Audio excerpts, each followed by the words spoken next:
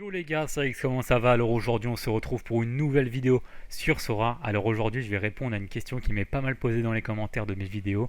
Comment on fait pour vendre ses cartes très rapidement sur Sora? Alors je vais vous donner 4 ou 5 points qui fonctionnent pour moi quand je fais mon achat-revente sur Sora, que j'utilise du coup pour bien lister mes cartes au bon prix et pour que ça parte le plus rapidement possible. Vous allez voir ça, je vais vous expliquer ça juste après. Avant de commencer cette vidéo, petit point parrainage comme d'habitude. Pour les personnes qui veulent se lancer dans l'aventure Sora et vraiment découvrir ce jeu qui a vraiment énormément de potentiel, n'hésitez pas à passer par le lien de parrainage qui est dans la description de cette vidéo et dans les commentaires en vous inscrivant sur ce lien et ensuite en achetant 5 cartes au marché des enchères. Donc c'est ce marché là, le marché des nouvelles cartes. Vous allez ensuite récolter une carte rare gratuite. Donc c'est vraiment top, c'est vraiment cool pour se lancer dans cette aventure Sora, tout simplement en gagnant une carte en plus. Donc ça peut vraiment vous aider à bien vous lancer. En plus de ça, je voulais vraiment vous remercier les personnes qui regardent mes vidéos et qui s'inscrivent ensuite via mon lien de parrainage. Là on peut voir qu'il y a 94 personnes qui m'ont fait confiance, donc c'est tout simplement génial. Et en plus de ça, j'ai vu qu'il y avait de nombreuses personnes qui en profitaient pour acheter du coup les 5 cartes. Il y a une dizaine de personnes qui en ont profité, donc j'espère que vous avez eu du lourd dans vos cartes de parrainage. J'espère que ça vous a aidé tout simplement à vous lancer dans cette aventure. Donc voilà, parenthèse terminée, comment on revend ces cartes le plus rapidement possible sur Sora. Donc le premier critère, si vous voulez vendre votre carte le plus rapidement possible, ça va être tout simplement le prix. Alors c'est le prix, c'est absolument logique, tout simplement parce qu'on est sur un marché, sur Sora, il y a de l'offre et de la demande. Plus votre carte, vous allez la lister basse en termes de prix, par rapport au prix moyen de la carte, on va dire, plus vous allez trouver un acheteur rapidement. C'est logique, mais c'est pas le but recherché. Moi, en tout cas, quand je joue à Sora, l'objectif c'est de se faire un petit peu d'argent, gagner un petit peu d'Ethereum, faire un petit peu de bénéfices dans mes transactions, dans mon achat-revente.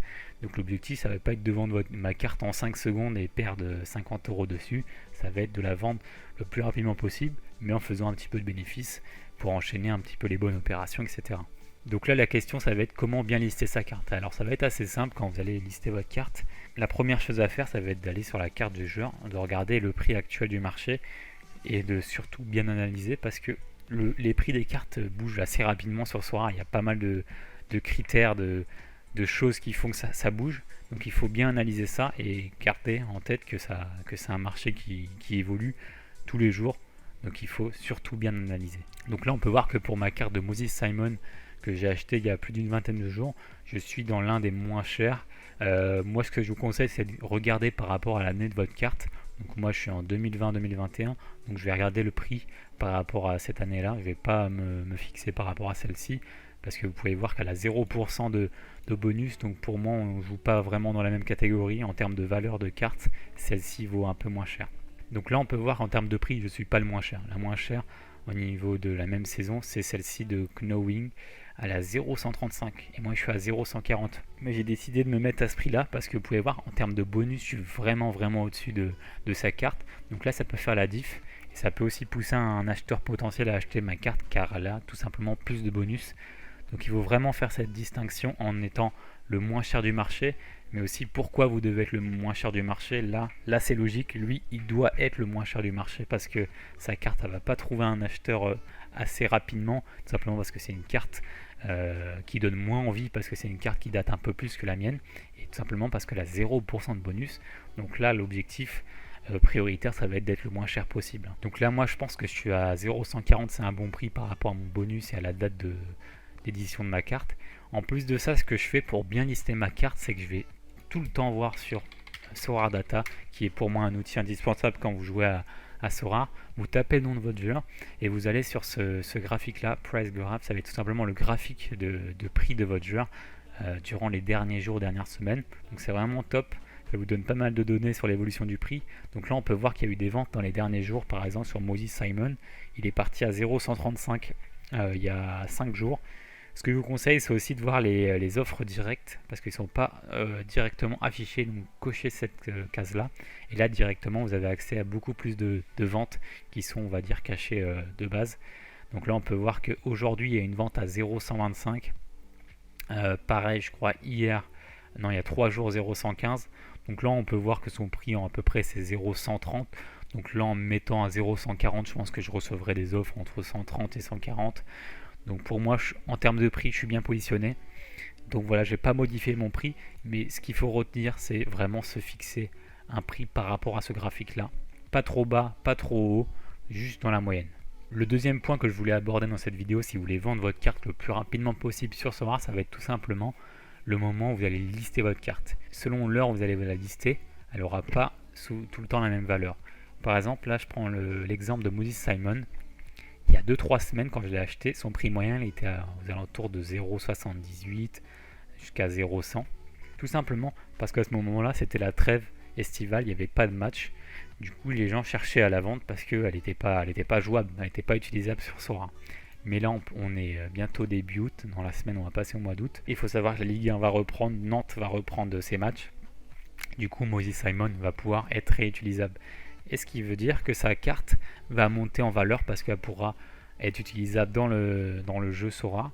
C'est pour ça qu'il faut bien prendre en compte le moment où vous allez lister votre carte selon si cette carte est utilisable ou pas. Il y a pas mal de critères comme ça à balancer entre le prix de la carte et aussi le moment où vous allez la vendre. Moi, ce que je conseille, c'est de lister votre carte avant qu'une Game Week va se lancer. Parce que tout simplement, c'est là où les acheteurs potentiels commencent à faire leur recherche sur Sora Data et Sora pour composer leur équipe pour le week-end ou pour le championnat qui va reprendre dans quelques semaines. C'est là, je pense, où vous allez trouver le plus d'acheteurs potentiels. Donc moi, ce que je conseille le plus souvent, du coup, c'est de lister votre carte avant une Game Week. Donc les Game Week, il faut savoir que des fois, il y en a 2 dans la semaine, donc c'est souvent du mardi au jeudi, et après, c'est le week-end.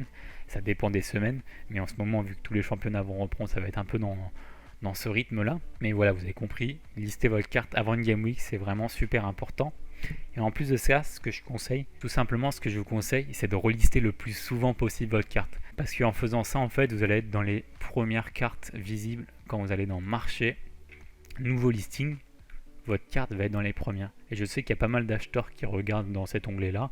Donc plus vous allez relister votre carte, plus vous serez en haut du classement, en gros, dans les nouvelles cartes listées. Plus vous allez le faire régulièrement. Moi, j'essaie de le faire 2-3 fois par jour. Je ne spamme pas non plus parce que bon, c'est un peu saoulant de le faire à chaque fois. Mais pensez-y, une fois que vous avez une petite minute de libre, allez, relister votre carte, ça coûte rien, c'est une minute de prix. Ça vous permet d'être dans les cartes les plus récemment listées. Donc c'est toujours une mise en avant assez facile à faire, donc n'hésitez pas à en profiter. Le troisième point que je voulais avancer dans cette vidéo avec vous pour vendre votre carte le plus rapidement possible, c'est tout simplement le bonus XP qu'on peut voir sur les cartes. Donc là on peut voir comme Moses Simon, comme je vous ai parlé tout à l'heure, à 9,5%, donc on est quasiment au max en termes d'XP, donc c'est vraiment top. Ça va être super important au moment de lister votre carte, simplement parce que, comme je vous l'ai dit, vous êtes en concurrence avec les autres revendeurs. Et ce qui va faire la différence si vous êtes au même prix avec un autre vendeur. Donc là, on peut voir qu'on n'est pas au même prix, mais en termes on n'est pas si loin, on est à 0,05. C'est même pas 10 euros de plus, donc c'est vraiment rien. Mais je pense que ce qui va faire la différence, c'est vraiment le bonus. Parce que là, on est vraiment sur 3% d'écart. Et vraiment les pourcentages quand vous allez utiliser la carte Sora, c'est ce qui va faire la différence au moment de gagner des récompenses, etc. Donc c'est vraiment super important de bien prendre ça en compte. Le pourcentage, c'est super important. Et ce que je vous conseille de faire, du coup, moi, quand vous avez des cartes comme ça, même si elles ne jouent pas des matchs, etc., c'est de les mettre dans le trading. Vous pouvez juste aller dans jouer Game Week. Même si vous n'avez pas d'équipe complète, vous pouvez compléter vos équipes d'entraînement. Vous allez dans Spécial Training et vous mettez des équipes. Tac, moi je mets mes équipes tous les week-ends. Et comme ça, même si votre carte ne joue pas un match le week-end, vous allez tout simplement gagner de l'XP.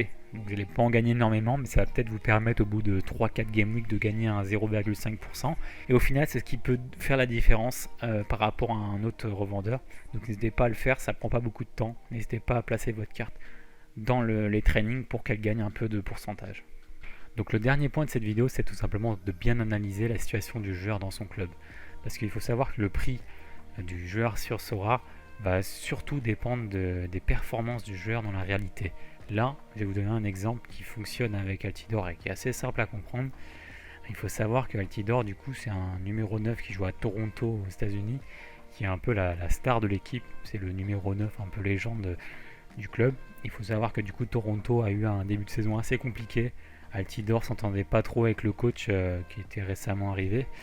Et il faut savoir que fin mai, il y a eu un espèce de clash entre les deux qui a fait que Altidore a été mis à l'écart tout simplement par le coach. Du coup, Altidore a été remplacé par un autre attaquant. et du coup bah, son prix a tout simplement chuté. Ça peut se voir directement du coup sur le graphique de Sora Data. Là on peut voir que du coup là c'est au moment où il y a eu le clash et l'annonce où il est de la mise à l'écart d'Altidor. On peut voir qu'en termes de prix bah, il y a eu une chute assez fulgurante. Là on est quasiment tombé à 0,20 alors qu'avant il se vendait aux alentours de 70 voire 0,90. Donc voilà, c'est quand même une baisse assez impressionnante. Mais on peut constater qu'après, il y a eu une augmentation. Et ça, c'est important d'analyser ça. Parce que tout simplement, parce que du coup, Altidor a été remplacé pendant un mois de compétition par Akinola, qui est son remplaçant en gros. Et il faut savoir que Akinola, du coup, s'est fait les croisés. Malheureusement pour lui, s'est fait les croisés il y a 2 semaines avec l'équipe du Canada. Donc tout simplement, ce qui veut dire qu'Altidor va reprendre sa place. En plus de ça, le coach qui s'était un peu embrouillé avec Altidor, bah, il a été viré. Donc voilà, la situation s'est vachement améliorée pour ce joueur-là. Il a repris sa place, il a un nouveau coach qui lui fait confiance. Donc son prix a tout simplement augmenté.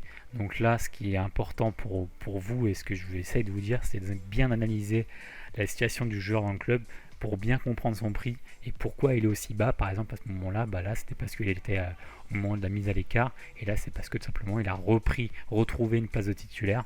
Et là on peut voir que depuis son retour il a mis un but, là il a été un peu remplaçant, mais je pense qu'il va redevenir titulaire dans les semaines à venir. Donc voilà, c'est important de bien prendre en compte cette donnée.